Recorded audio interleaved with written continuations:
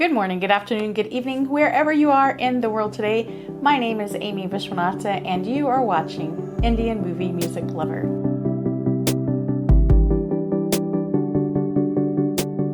Today, I am going to talk to you about a movie I recently watched called Mugulu Nage, starring Ganesh. Mugulu Nage basically means budding laughter, and I really thought that this title is so appropriate for this movie because the main character, Pulakeshi, actually has a condition where he is always smiling and on the verge of laughter. Especially when he's going through something sad or something that angers him or something that really moves him emotionally. He can't get upset, he can't cry, he can't yell in anger. All he can do is smile and laugh, and it's really not even a full out laugh. It's more like a giggle, like he's smiling and giggling. I really liked the title and thought it was so appropriate because the words budding laughter basically makes you think of someone who is kind of on the verge of exploding full of laughter. And it feels like when you see him in this movie, that's what it feels like. He's kind of smiling and giggling, but he can never come to that full-blown, like, roaring laughter. And laughter usually begins with a smile, unless it's a sarcastic smile. I love smiling and I love laughing, and I think it's something more and more people need to do, especially now during these times, because life is so pressurized these days. And when you smile at somebody, chances are they are going to smile right back at you. That is something I've always lived by, and I would say close to 99% of the time, it really does happen. And sometimes, all someone needs that day is a smile. And I really did enjoy this movie with Ganesh. I've only seen a few of his movies, and I would have to say that so far, this would be my favorite. Okay, so let's talk about the love interests in this movie.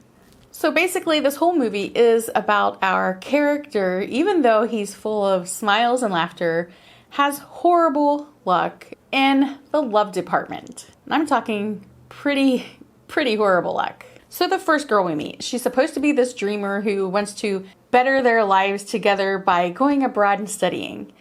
And once he reaches the airport, he realizes he just can't do it. And I really didn't see where they fully portrayed her as a dreamer. And even when she does talk to him later in the movie, I don't really see where her character was in any way, shape, or form that of a dreamer. Now, she did seem like she was someone who was used to getting her way, maybe kind of like a spoiled brat. I didn't care for her as a love interest for him because they never really clicked. They were not a good match. The second girl, I kind of wanted to smack pretty bad a few times. Basically, it felt like she just led him on and used him for her own entertainment. And when he decides he's serious about her and he suggests marriage, basically she's like, let's just have a fling. We don't need to get married. And the whole time that we are knowing her character, there's always some underlying problem with her or some quirky thing with her that we would never get to know. It never really comes to light. Like maybe she's OCD, or maybe she's slightly autistic, or maybe she even has some type of an emotional condition like he does. Maybe she can't feel love. Maybe she can't portray feelings properly. I don't know, but it's always a mystery with her. So I was really angry with her, and I was glad that they did not get married. I don't think she really deserved him. Now the next girl, I'm calling her the in-betweener, because basically he goes and meets her because his parents want him to get married.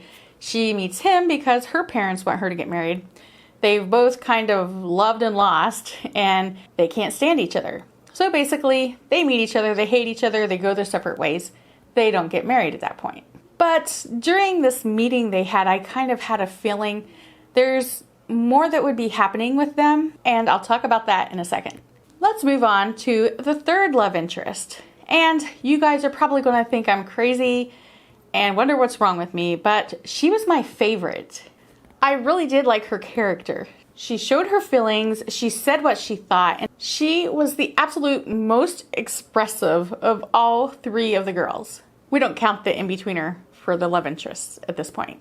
She had the biggest personality out of all of the girls. And I was pretty upset that they did not get married in this movie because I feel that they kind of would have made a perfect match. And the reason she didn't marry him is because her sister had gone and eloped with her love interest. So she felt that she needed to sacrifice her love because they wanted both fathers to be there and be alive to see the union of their families coming together. And we know that he truly did love her because when he actually leaves while she's getting married, he walks out and he realizes that he is crying. So she was the one who broke his heart so bad that he actually was able to cry for the first time ever in his life.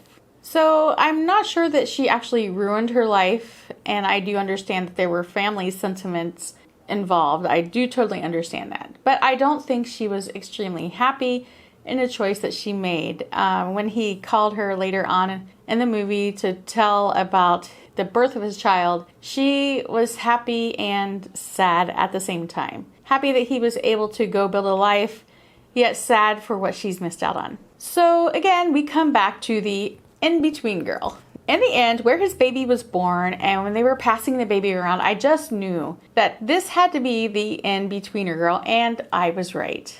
If you look at the story and how it unfolded, you would know this is the only way the movie could have ended. And I knew when he met the in-between girl that they would probably end up marrying, even though I really didn't want it to happen. And one cool thing they added to this movie, and I was kind of expecting it, was his baby came with a condition as well. But the condition was slightly different. His baby could not smile or laugh. His baby could only cry. Quite contrasty, right? See what happens when you marry the in-between girl? I really did enjoy that this character had to smile all the way through the movie, through everything. Because smiles are contagious, laughter is contagious, and laughter is also the best medicine for you. So I really did like this movie, and no, I was not happy with everything that happened in it. And it didn't turn out exactly the way that I wanted it to. I would recommend this movie for a good time pass, some good fun, and some good laughs as well. Oh, and a lot of good smiles too. That is all I have for today. Thank you for watching. I do appreciate it. If you could share this with your friends, that would be great. And also, don't forget, have a film-tastic day.